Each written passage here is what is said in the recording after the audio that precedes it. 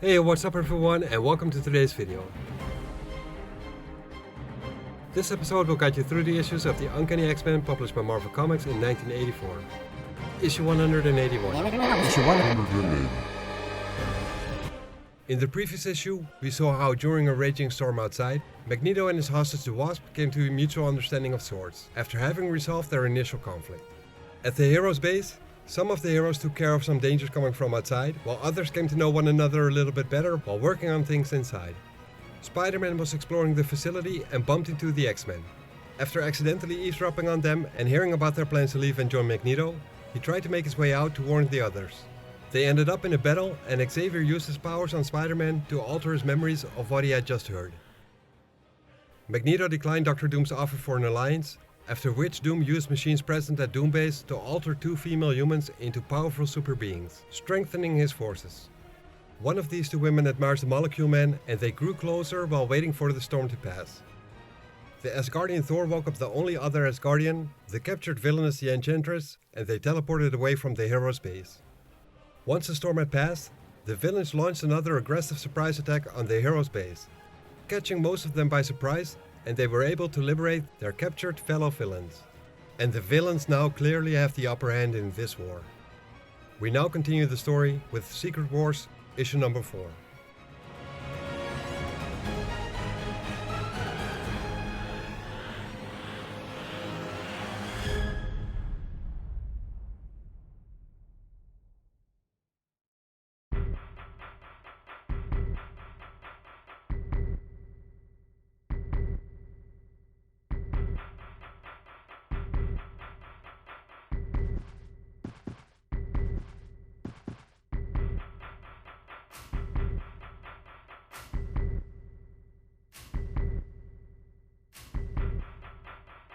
The current situation is quite hopeless.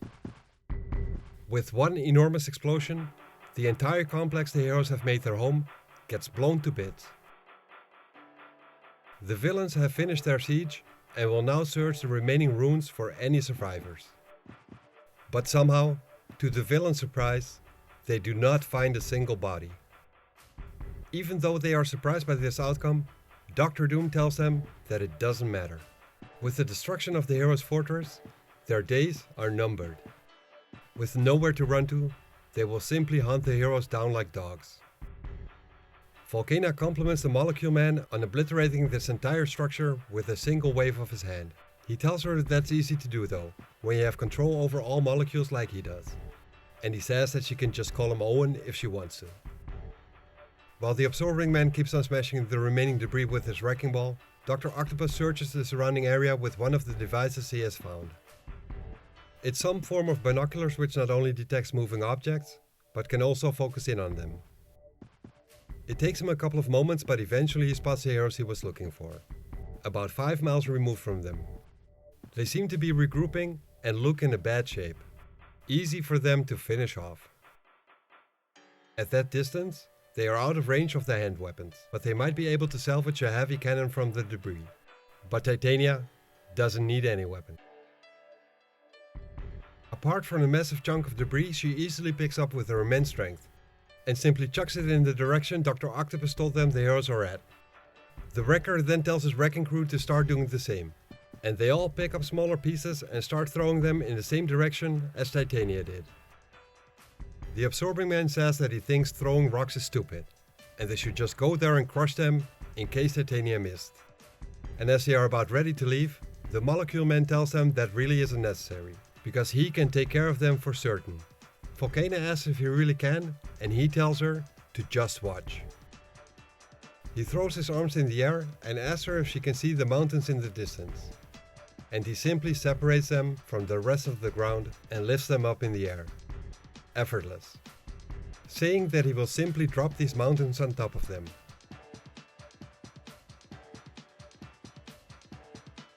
In the meantime, Captain America is checking up on everyone to see who's there and who's missing.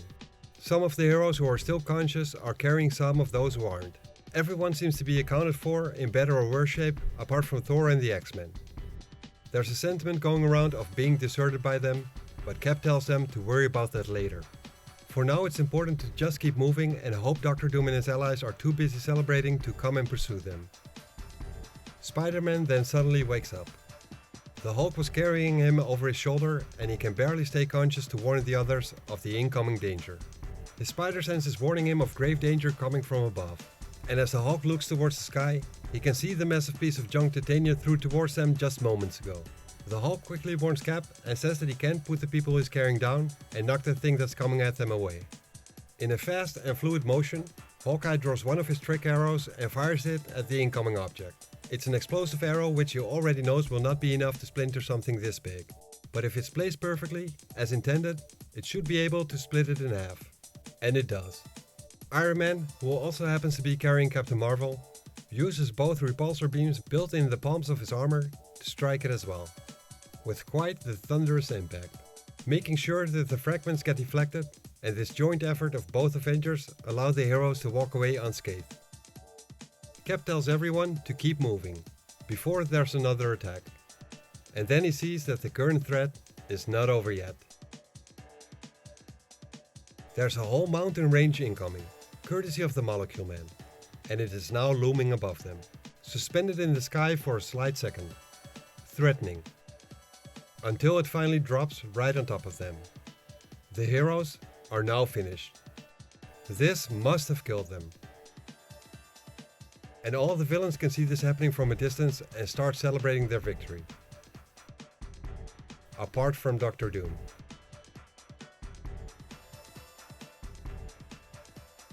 Half a world away, we find Thor and the Enchantress. They are talking about the offer this mysterious Beyonder has made them, and Thor asks what the Enchantress would ask for.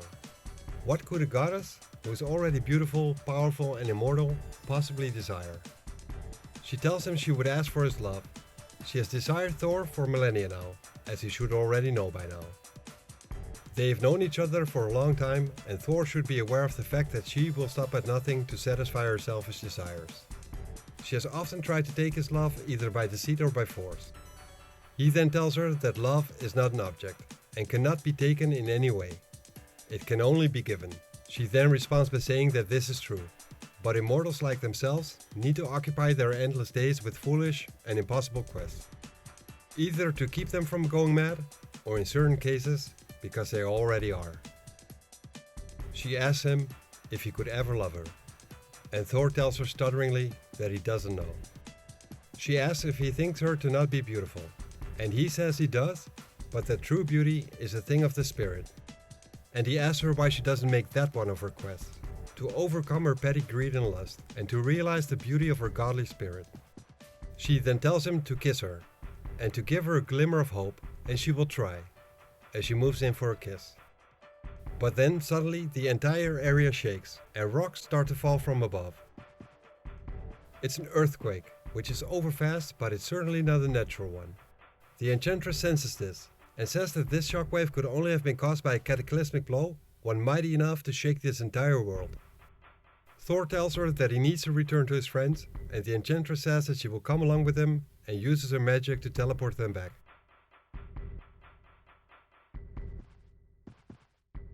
But when they get back to where the hero stronghold used to be, they now find themselves surrounded by all the villains, and the fortress having been laid to waste.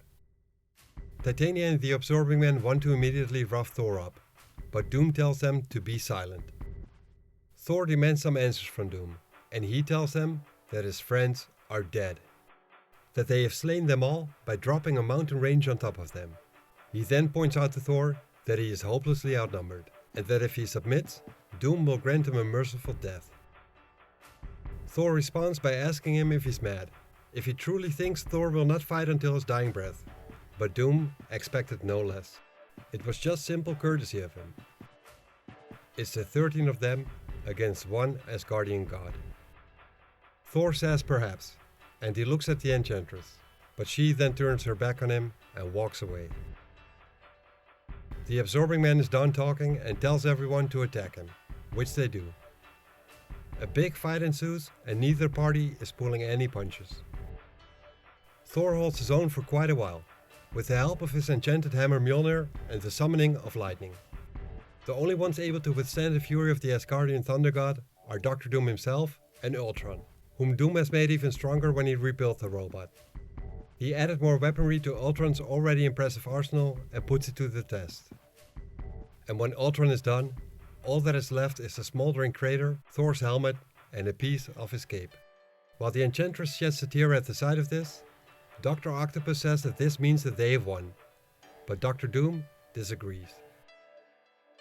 He reminds Otto that the X-Men and Magneto are not accounted for, and besides them, Galactus might still prove to be a possible problem as well.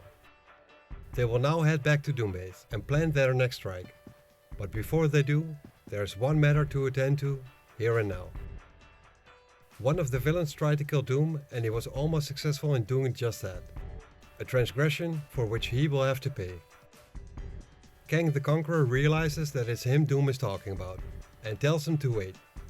He wants to explain how the circumstances were different then, but Doom doesn't want to hear any of that, and orders Ultron to slay Kang.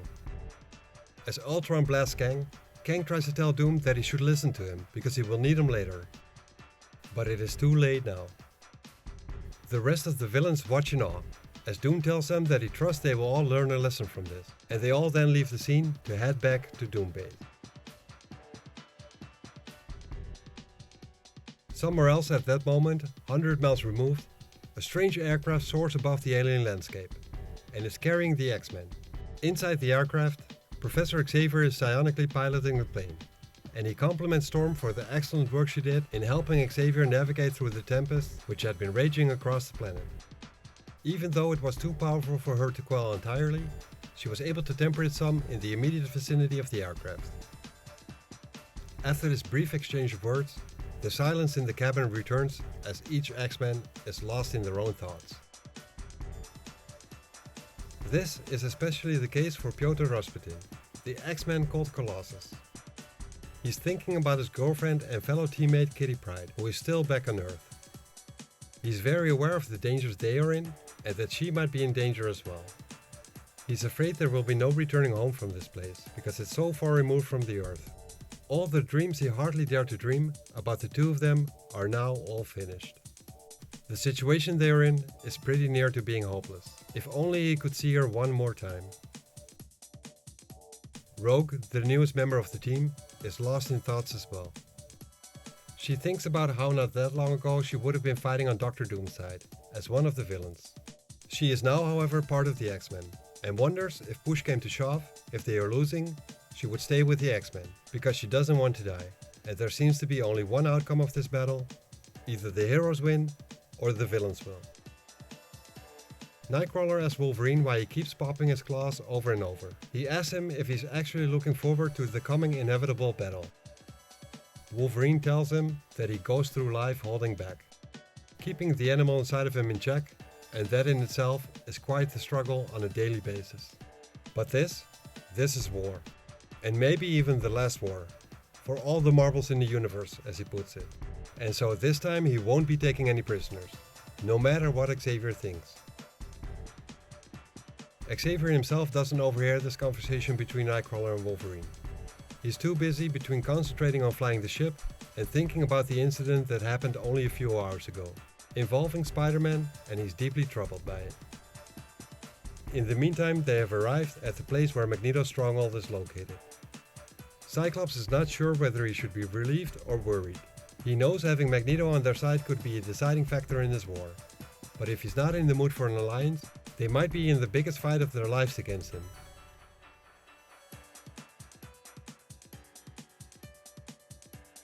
Meanwhile, inside the vast structure, the Master of Magnetism himself is focusing his immense powers into a concentrated field of energy. Energy potent enough to raise a small city. He's training himself, manipulating the field and pulling metallic particles from the air itself, shaping them, compressing them and fusing them atom by atom. Until he fabricated a comb specifically made for Janet Van Dyne, who, as a fashionista, is having a hard time grooming herself in this structure which doesn't have plumbing, let alone a powder room. She thanks Magneto for creating the comb and starts using it, while she wonders out loud what kind of beings would build a place like this. Magneto tells her they must have at least been vaguely humanoid, judging from the furniture and the fruit nectars which they apparently consumed. As he asks her if she wants some, he does get an answer, but not from her. Wolverine tells him that he prefers a cold beer instead. The whole X-Men team standing in his newfound living room surprises Magneto. Xavier wishes him a good morning and tells him they have come to discuss joining forces, which he believes would be mutually advantageous if they could forget about their various differences and work together. He says that as a force independent of Captain America's team of heroes, there is much good they might do. Magneto finds this interesting, as he and Janet have been discussing precisely that. Magneto believes that after having seen the power the so-called Beyonder holds, he can make good on his promise of granting everyone's desires once they have slain their enemies. He feels they should take a more aggressive role, unlike what the heroes are doing. They should not fight a defensive battle, but should instead slay Doctor Doom and his lackeys. And if Captain America and his company do not see the wisdom in that, if they do not join in, or worse even, oppose them, they will have to slay them as well. Anything to make sure that Doctor Doom does not triumph, and has the Beyonder fulfill his selfish desires. If, however, they can win this war, they could actually create a golden age on Earth and throughout the universe, by the Beyonder's grace. Create an age in which man and mutant can live together in peace. They have to fight to the death and win, and Janet agrees with him. Or so he thinks. She pinches his cheek and tells him that, even though he is cute, he truly is a pompous and overbearing jerk. She asks him if he really thought she'd go along with his sick plans. All she has been doing is play along to find out what he's up to. And now that she knows he truly is the most evil scum since Hitler, she's going to stop him. He swats her hand away with a back fist, or tries to. But Janet has already shrunk down to her wasp size and flies in circles around him. He tells her that shrinking will not save her, but Janet tells him that is not all she can do. She hits him with her bioelectric sting and says that even though he's a great kisser, her mind is still her own and he doesn't own her. Cyclops then tells the X-Men to stop her, because they can't have Magneto get hurt. She manages to evade every attempt in capturing her, and tells them they should be grateful she's not like Magneto, or they would have already been splattered instead of being stunned by her stings. She thinks to herself she had better get out of here before one of them gets lucky and hits her. She has to get back to the others and warn them about what kind of rats they are. And besides that, she and Magneto also felt a huge earthquake earlier, and she can't shake the feeling something terrible has happened. The X-Men are pretty disappointed with themselves. She escaped way too easily, and this is the second time today that they got trashed by one single hero. But Magneto tells them that she won't get far. He will crush that aircraft with her still in it. Inside of it, Janet has no idea how to fly this thing. It would probably take 6 hands to work the controls, and she would get out of it and just walk back if she could actually figure out a way to make it stop. Back inside Magneto's structure, Xavier tells him he cannot allow him crushing the aircraft with the wasp still inside of it. But Magneto tells him that he's not even entitled to allow him anything. Xavier then tells him to listen to him.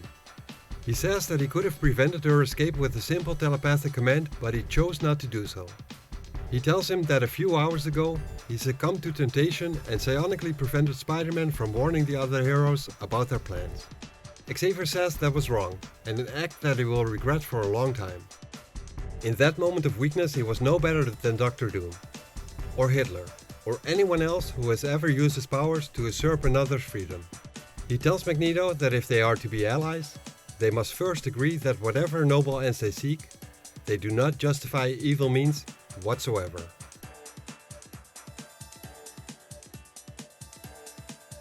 Meanwhile, far away from Magneto's fortress, a newly planted mountain range rises from the planet's crust. The dust is still settling on the surface from its displacement by the Molecule Man.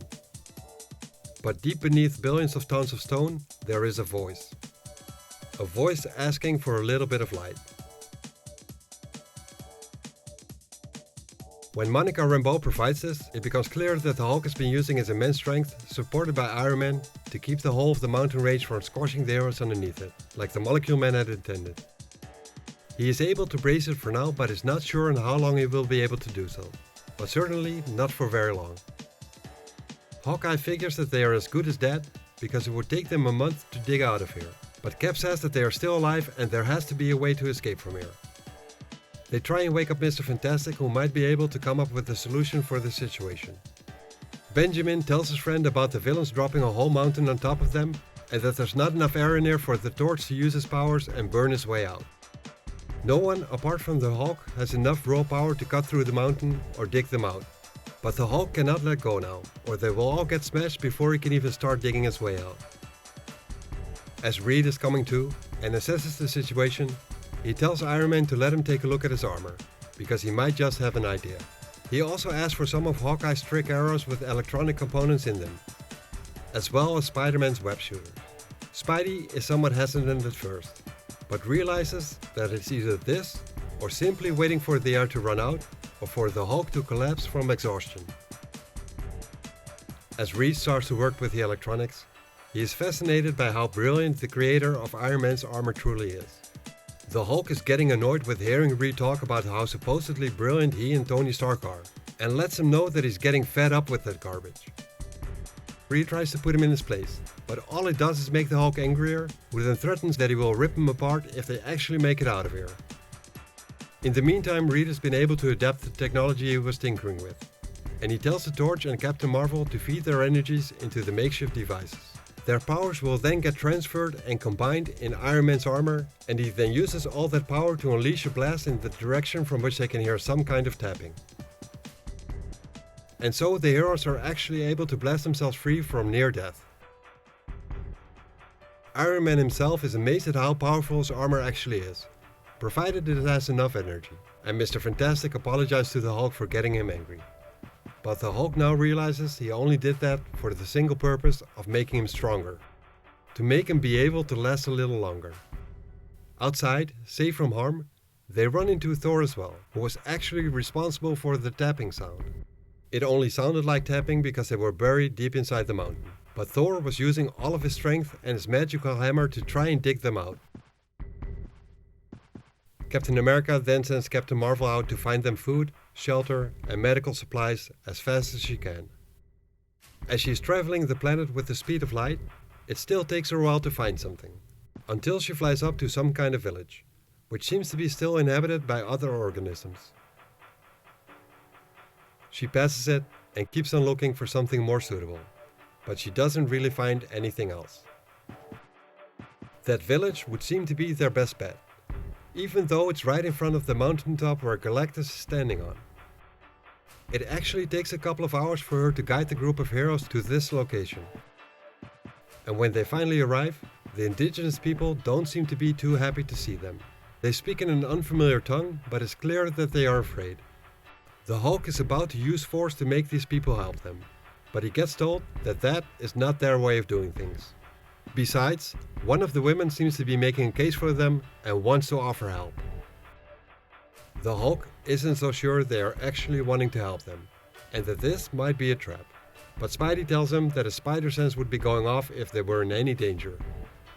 They actually really want to help. The woman who was making a case for the heroes appears to be the village's healer. And she's tending to the She-Hulk first, and after that the Human Torch. She simply heals by laying her hands on them. She says something to the Torch in her native tongue, and he is quickly getting enamored with her. Benjamin tells Reed that he's not so sure about this place since it's right in front of where Galactus is at. But Reed tells him that if Galactus even cared about them at all, they wouldn't be safe anywhere on this planet anyways. But since he doesn't seem to care about them one bit, this place is as safe as anywhere else. And at that moment, randomly, Ben suddenly starts to revert back to his Thing physique, which shocks them both. Ben asks why this is happening, why he keeps changing back and forth between both forms. Reed tells him that he's not sure. Even though he does have his suspicions, it's not good news, and he decides to not tell Ben about it yet, but tells him that he will give it some thought. Ben tells him to do that, and he will see if he can find himself some rest. As Reed is still thinking about how he now understands how lonely his friend must feel, being trapped in their body, his mind wanders off to his pregnant wife again. With her about to give birth to their second child, it must be even harder on her than it is on him, he thinks. And then, to Reed's amazement, after hours of standing still, Galactus actually moves. He has his arms stretched out into the sky, and Reed Richards instantly does not like what he's seeing at all.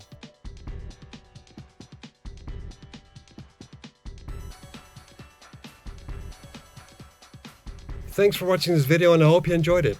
You can help growing this channel by liking, subscribing and sharing. This tells YouTube that the videos I'm making should be recommended to others and would be very much appreciated. See you next episode.